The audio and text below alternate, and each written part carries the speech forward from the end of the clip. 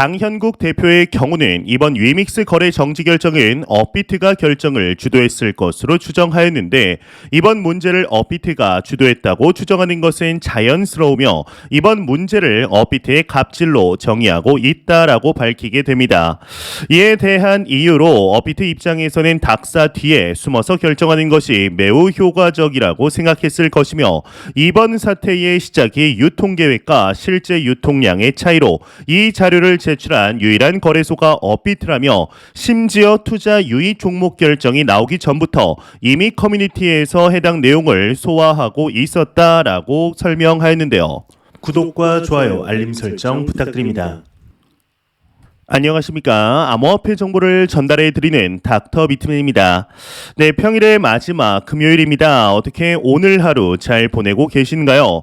이제 내일이면 즐거운 주말이 시작이 되는데 오늘 하루만 조금만 더 화이팅 하시길 바랍니다. 현재 크립토 마켓의 경우는 안 그래도 뒤숭숭한 가운데 위믹스 사태가 터지며 참 힘든 시간들이 반복이 되고 있습니다. 이제는 일들이 안 터졌으면 좋겠는데 일단은 코인 마켓 캡에서 메이저 탑10 코인들 먼저 한번 살펴보도록 하겠습니다. 네, 일단은 시가총액 비트코인의 경우는 전날 대비 1.34% 하락한 16,500달러대를 나타내고 있으며 2위의 이더리움은 1.31% 하락한 1,187달러대를 나타내고 있습니다. 7위의 XRP는 2.66% 상승한 0.39달러, 8위의 도지코인은 0.85% 하락한 0.08달러대를 나타내고 있는데요. 비트코인의 더미넌스, 이더리움의 더미넌스 각각 살펴보게 되면 38.3%, 17.5%를 나타내고 있습니다. 그렇다면 과연 선물 투자자분들은 현재 포지션 어떻게 나누고 있는지 롱숏 비율 한번 확인해 보도록 하겠습니다. 네, 일단 비트코인의 경우는 롱 포지션이 55%로 더욱 우위를 점하고 있으며 이제 이더리움도 롱 포지션이 51%로 더욱 우위를 점하고 있습니다. XRP의 경우는 이와는 반대로 숏 포지션이 56%로 우위를 점하고 있네요. 24일 오후 7시 40분경 갑작스럽게 국내 4대 거래소 협의체인 닥사에서 위믹스의 상장 폐지 소식이 나왔습니다. 이제 어젯밤이죠. 10시 우루과이와의 한국 월드컵 경기가 예정되면서 관심이 분산된 틈을 탔나 싶었을 정도로 갑작스러웠는데 위믹스 팀은 즉각적으로 입장문을 내고 장현국 대표는 25일 오전 11시 간담회를 진행한다 밝혔습니다. 실제로 장현국 대표는 이제 상장 폐지 관련 긴급 기자회견을 가졌는데요. 이 간담회를 통해 이번 위믹스 상장 폐지와 관련해서 닥사가 어떤 과정을 통해 최종 결정을 내린 것인지 전혀 알 수가 없다며 심지어 상장 폐지 결정조차도 통보해주지 않았다. 우리도 거래소의 공지를 보고 알게 되었으며 이건 정상적인 절차가 아니라고 생각한다. 적어도 어떤 이유로 거래 지원을 종료한다라는 것인지 우리에게는 안내해줬어야 한다라고 울분을 터뜨리게 됩니다. 이 장현국 대표의 경우는 이번 위믹스 거래 정지 결정은 업비트가 결정을 주도했을 것으로 추정하였는데 이번에 이제 문제를 업비트가 주도했다고 추정하는 것은 자연스러우며 이번 문제를 업비트의 갑질로 정의하고 있다라고 밝히게 됩니다. 이에 대한 이유로 업비트에서는 닥사 뒤에 숨어서 결정하는 것이 매우 효과적이라고 생각했을 것이며 이번 사태의 시작이 유통계획과 실제 유통량의 차이로 이 자료를 제출한 유일한 거래소가 업비트라며 심지어 투자 유의 종목 결정이 나오기 전부터 이미 커뮤니티에서 해당 내용을 소화하고 있었다라고 설명하였는데요. 이에 추가적으로 나온 소식이 참 충격적입니다. 바로 위믹스가 현재 코인베이스 등과 상장 논의가 상당히 진전되었다라는 것인데 이번 간담회를 통해 코인베이스와 바이낸스와 이제 상장 논의를 진행 중이라는 소식이 나오게 된 것이죠. 이 장 대표는 위메이드가 한국 회사이기 때문에 국내 거래소의 중요성이 큰 것은 사실이지만 사업의 축이 글로벌로 갔기 때문에 점점 더 글로벌 거래소가 중요해졌다고 언급하면서 시기는 정확히 정해지지 않았지만 논의가 상당히 진전이 되고 있기 때문에 확정이 되는 대로 시장에 적절하게 공유할 것이라고 덧붙이게 됩니다. 하지만 이러한 언급에도 불구하고 현재 위믹스는 60% 이상 빠지며 코인마켓은 다시 한번 충격에 휩싸인 상황이죠. 왜 이 지경까지 된 것일까요? 사실 이번 위믹스의 상장 폐지는 상식적으로 생각했다면 너무나 당연한 일이었습니다. 이 위믹스가 국내에서 그나마 꽤 전망 밝은 게임 관련 블록체인이었고 실제로 메인넷 발표와 자체 스테이블 코인까지 내놓으면서 기대를 모았던 것이 오히려 상황을 객관적으로 보는데 방해가 되었습니다. 이 유통 계획량과 실제 유통량이 차이가 났다라는 부분은 기존 위믹스 투자자들에게 과거에 위믹스 매도라는 위메이드의 행태를 떠오르게 했던 것이 사실입니다. 이번 일로 업비트와 비썸 등 국내 거래소에 상장되었던 게임 관련 코인들의 문제가 생기는 것 아니냐는 불안감이 확산될 것으로 보이는데 루나와 테라 사태, FTX 그리고 위믹스 상장 폐지까지 겪으면서 국내 투자자들에게 이번 2022년은 악몽 같은 한 해가 되고 있습니다. 하지만 한편으로 오히려 잘 되었다는 시각도 존재하고 있는데 어차피 정리가 필요한 프로젝트들은 이번 기회에 사라지는 것이 낫다라는 생각을 하게 된 것이죠. 이 알트 투자자들은 믿을 수 있는 알트코인을 선택하는 것이 얼마나 중요한지를 다시금 깨닫게 되는 계기가 되었다고 할 수 있는데요. 이제 그러한 점에서 볼 때 XRP는 상당히 좋은 선택지가 될 수 있을 것으로 보입니다. 상당히 많은 발행량과 여전히 낮은 가격이 매력적으로 보이죠. 이 리플의 경우는 특히나 ODL을 통해 이미 수익 모델을 잘 만들어냈고 소송 이슈만 끝나면 IPO 계획을 하고 있기 때문에 투자자들의 관심을 끌고 있습니다. XRP 레저가 이더리움의 스마트 컨트랙트와 같은 개념이라는 이전의 인식에서 이제는 복잡한 스마트 컨트랙트가 필요하지 않은 XRP 레저라는 방향으로 인식이 전환되고 있는 것도 좋은 이제 중요한 변화라고 할 수 있겠죠. 다만 이제 당분간 지속될 크립토 윈터에서 XRP로 어떤 수익화 전략을 가질지가 문제입니다. 최근에 다양한 사태들이 연달아 터지며 리플사와 SEC 간의 소송에서 투자자들의 관심이 다소 멀어지고 있습니다. 얼마 전 SEC와 리플의 아미쿠스 브리프 제출이 마무리되었습니다. 이 아미쿠스 브리프라는 것 자체가 제3자의 의견서 제출이기 때문에 재판에 간접적인 영향을 받겠지만 그렇다고 결정적인 한방이 되지는 않을 것이라는 분석들도 나오고 있습니다. 현재 이제 FTX 사태에서 SEC의 게리 겐슬러가 개입이 되어 있다라는 사실이 연달아 나오며 오히려 리플사 입장 XRP 투자자들에게는 호재로서 작용을 하고 있는데요.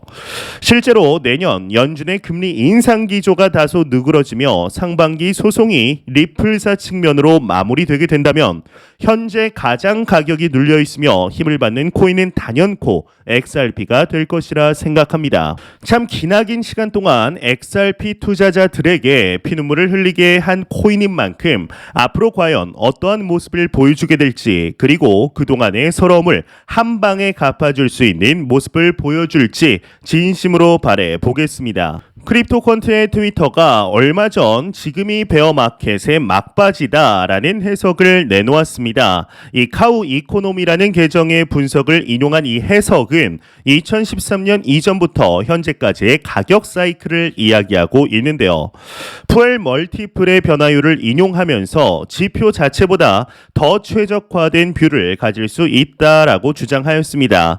그러면서 비트코인으로 시장의 주기의 3단계를 볼 수 있다라는 분석을 내놓았는데 여기서 말하는 퓨엘 멀티플 이제 지표라는 것은 데이비드 퓨엘이라는 사람이 제안하여서 이러한 명칭이 붙었습니다.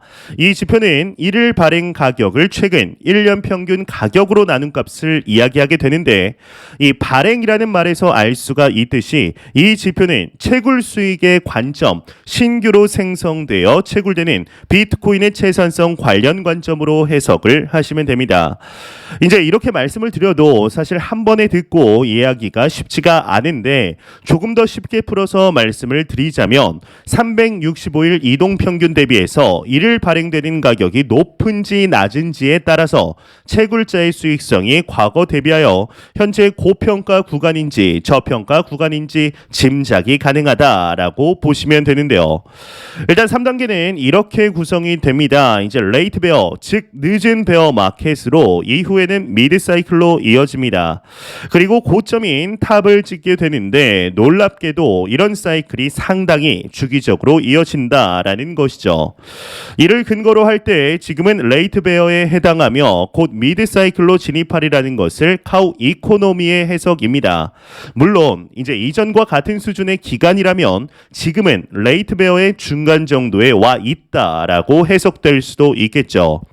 이와 더불어서 크립토컨트의 기고자 고두 18의 경우는 이러한 트윗을 남겼습니다. 이를 해석해 왔는데 최근 며칠 동안 시장의 매도 압력이 커지고 있으나 한편으로는 비트코인이 바닥에 가까워졌다라는 신호가 나타나고 있다 진단을 하였습니다. 그러면서 코인 이동에 따라 UTXO가 소멸되는 기간을 측정하는 지표 CDD와 자금 흐름 비율 펀드 플로우 레이시오 지표가 최근 상승세를 그리고 있다. 자금 흐름 비율이 높다는 것은 투자자들이 적극적으로 거래소를 이용하고 있다는 것을 의미하며 또 CDD가 높다는 것은 장기 보유자들이 매도를 목적으로 암호화폐를 이동시키고 있다라는 뜻이다. 이를 종합하면 현재 시장에는 매도 압력이 증가하고 있지만 고래들이 비트코인을 구매하고 있으며 가격 바닥이 가까워지고 있음을 시사한다 설명을 하였는데요. 이 골드만삭스 출신의 유명 매크로 투자자 라울 팔의 경우 또한 300만 명 이상의 구독자를 보유한 유튜버 탐 빌류와의 인터뷰에서 암호화폐 시장 전반에 이제 부정적인 투자 심리가 좀 짙어졌지만 이게 시장 펀더멘탈은 견고하다. 암호화폐 산업은 과거에 비해 많은 거대 기술 기업들과 연결이 되어 있고 기관 투자자의 투자도 확대되었다며 투자자들은 약세장을 이용 자산을 구매하고 이를 보유하여 장기적으로 이익을 보도록 해야 한다라고 조언을 하게 됩니다. 현재 많은 분석가 전문가들이 시장의 바닥에 도달했다라는 의견 공통적으로 내고 있습니다. 그러나 이제 골이 깊을수록 반등도 큽니다. 지금은 무조건적으로 상승한다고 말하기 어려운 시기이며 다만 비트코인은 상당히 규칙적인 주기를 가지고 가격이 흘러간다는 사실을 기억해야 합니다. 특히나 11월 FTX 사태로 인해 큰 폭의 하락을 맞은 많은 투자자들의 멘탈이 크게 흔들리고 있습니다.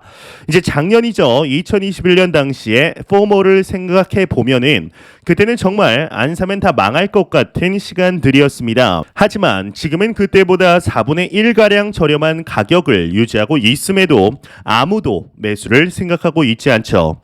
이는 어떻게 생각해 보면 참 아이러니다라고 볼 수 있는데 심지어 트위터의 그 많던 레이저 아이즈들도 이제는 찾아보기가 힘듭니다. 다들 절망의 늪을 헤매고 있는데요. 이제 투자서를 읽다 보면 지금이 매수하기가 가장 좋은 때입니다. 이 오마의 현인이죠. 워렌 버핏 또한 본인의 가장 성공적인 투자의 시기는 전 세계가 오일 쇼크와 스태그플레이션으로 시달렸던 1974년이었다라고 이야기를 하고 있습니다. 이 당시 엄청난 폭락장에 막대한 자금으로 투자를 시작하고 1980년대 이후 강세장으로 워렌 버핏은 엄청난 부를 누리게 됩니다. 1970년대 증시 흐름을 보게 되면 바닥에 주려고 하는 것은 멍청한 짓이라는 인식이 바다했습니다. 그렇지만 그때와 마찬가지로 버텨라, 더 매수해라 라고 이야기를 한다면 욕부터 나가는 것이 사람의 심리죠. 이러한 것이 투자의 아이러니다 라고 생각을 하는데요. 지금 매수할 돈이 없다고 말하는 사람들도 많습니다. 원래 투자는 한 번에 몰빵이 아니라 매월 주기적으로 매수해야 한다라고 생각합니다. 분할 매수가 철칙이죠. 이는 현물뿐만 아니라 선물 시장 또한 마찬가지인데요. 지금 수중에 돈이 충분히 있어도 분할 매수를 해야 합니다. 이 분할 매수만이 추가 하락을 대비할 수 있는 유일한 투자 방법이죠. 이제 여전히 비트코인을 매수하고 있냐라고 묻는다면 물론입니다. 이제 매월 기계적으로 꾸준히 매수를 진행하고 있습니다. 당장 12월 내년 상승할 것이냐고 묻는 분들이 계시다면 확률적으로는 높다고 보지만 이번 FTX과 같은 사태가 또 터지지 말라는 법이 없죠. 이제 그것을 제가 정확히 안다면 저는 전 세계에서 가장 큰 부를 거머쥔 사람이 되었을 것입니다. 하지만 확실한 것은 장기적인 투자 사이클상 분명히 상승하게 되어 있습니다. 이러한 사실을 이해하지 못하고 투자를 시작하는 사람은 많지 않을 것입니다. 다만 지금의 손실에 괴롭고 불편한 마음이 있을 뿐이죠. 그러니 잡아야 할 것은 비트코인의 가격이 아니라 투자자의 마음입니다. 이 매도하지 말고 지금은 꾸준히 매수하면 됩니다. 비트코인은 오르면 무섭게 가파르게 오릅니다. 다만 그 시기까지 기다려야 할 뿐이죠. 참 힘든 시간들 반복되고 있습니다. 투자를 포기하고도 싶으실 것입니다. 여러분들이 힘들어하는 시간만큼 이게 참 크립토 마켓은 잔인하게도 오히려 기회의 시간은 다가오고 있습니다. 많은 사람들, 대중들과 다른 길을 선택한다는 것 참 힘든 일이지만 정말 용기를 내어서 실제적인 행동으로 증명해내야 할 때가 아닐까 싶은데요. 전 영상에서도 말씀드렸지만 지금 같은 시기에 제 영상을 보시고 다른 이제 크립토 관련한 이런 컨텐츠들을 소비하시는 투자자분들은 정말 대단하다, 박수 한번 치고 싶습니다. 이것이 여러분들이 이게 박수 받을 만한 일이냐라고 생각하실지 모르겠지만 대다수의 대중들은 절대로 이렇게 하지를 못합니다. 그렇기 때문에 시장의 흐름을 잊어버리고 투자에 감이 없어지며 기회가 진짜 찾아왔을 때 이 기회로 보는 것조차 불가능하게 됩니다. 참 여러분들 스스로에게 고생하고 있다, 너 정말 고생하고 있구나 라고 이렇게 이야기를 해도 전혀 이상하지 않다는 말씀 꼭 드리고 싶었습니다. 일단 매 영상 말씀을 드리지만 절대로 단기적인 시각으로 이 시장을 바라보지 마시고 장기적인 시각으로 또한 오랜 시간 동안 함께할 수 있는 여유 자금을 통하여 투자를 진행하시길 진심으로 바라보겠습니다. 제가 준비해온 소식 여기까지입니다. 영상이 도움이 되셨다면 구독과 좋아요 그리고 광고 한 편만 처음부터 끝까지 시청 부탁드립니다. 이 채널은 오직 광고 수익으로 운영이 되게 됩니다.